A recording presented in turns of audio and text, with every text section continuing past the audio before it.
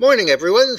It's 8:37 on Wednesday, the 29th of June. And everybody needs to remember that they're doing a big rebalancing again on Friday, as they did last week, because it is month end and it's the end of the second quarter. Okay, Asia and Europe both down. The futures were kind of interesting this morning in that they were up or down a little all night. And then right before 8 o'clock, the Dow went from up or down $3 or $4 to up $135. And that was on the news that Germany had a slightly lower than expected inflation number. Then, of course, at 8:30, we had our numbers, the final number for Q1 GDP, which actually finished a little worse, down 1.6% versus the last look at 1.5. So that's the final number, 1.6. The deflator was 8.2, which is just slightly worse than the 8.1% that we had on the last read. And that number goes all the way back to the highest since 1981. PCE was up 7.1% versus 7%. So basically, all these numbers came in just a little bit hotter than was expected.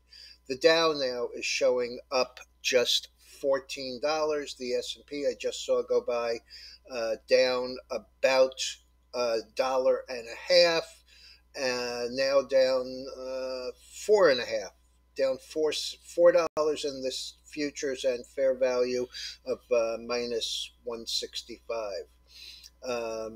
Nasdaq is down about 32. So the numbers were, pretty much in line. Again, the market probably doesn't know any better than I do whether or not we're, good news is good news or good news is bad news, or, In any event, FedEx having its first investor day in over a decade. Remember that they told us they were going to earn more. They reported earning more. Now they're telling everybody again, which I have no issue with at all. I think that's the most transparent way to be. The stock is up slightly. Disney on the CAPEC board of directors unanimously extending to his contract, and the stock is up 54 cents. This actually came out yesterday after the close, and the stock was up as much as about 70 cents. So it's holding on to that. Bed Bath & Beyond, on the other hand, not only missed, but the CEO is out.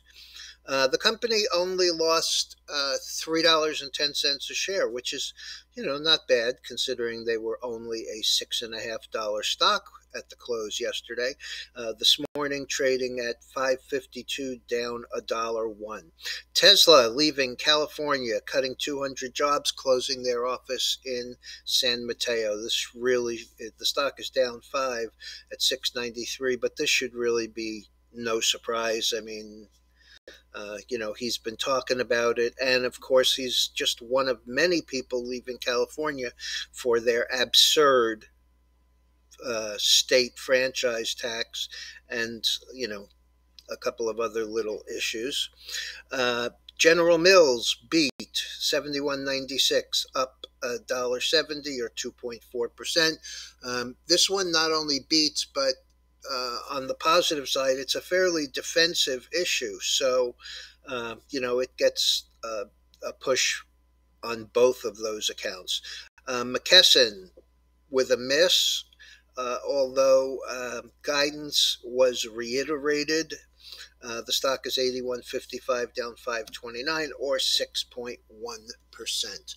Okay, the futures. Crude up $1.67. Nat gas up a dime.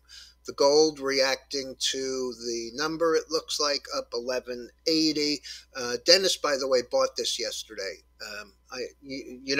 I like to be transparent, and so you always know what I'm going to do, because I put out an alert before I said I would. Before I say I did this.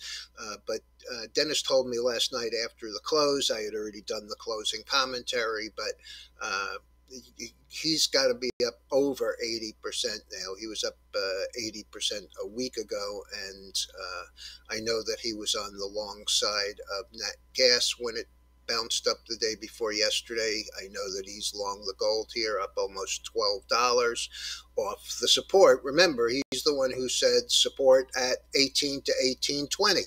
So today's low is 18.19 and a half, and the last is 18.32. If you're not um, if you're not trading futures, even in the minis and stuff, you really ought to. Again, I will remind everyone that we do have a futures trading program, and that we also have a gold only or metals only trading program, which requires less. Big tax advantages, open 23 hours a day, 5 days a week. Dennis is always using stops overnight. Uh, if you get to me, I'll send you the information.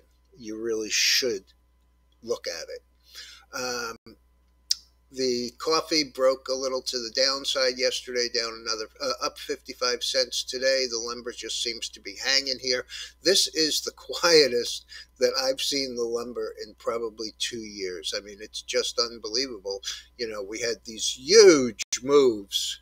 I mean, this is a daily where we went literally from, around where we are right now at 590. This was from 590 in a matter of 2 weeks, all the way up to 1100, followed by a move up to 1350, a 10-day move back down to 900, and then the ultimate high in here at 1357 in this contract. In one of the older contracts, we actually got to 1700. But to give you an idea, look at how quiet this has actually gotten.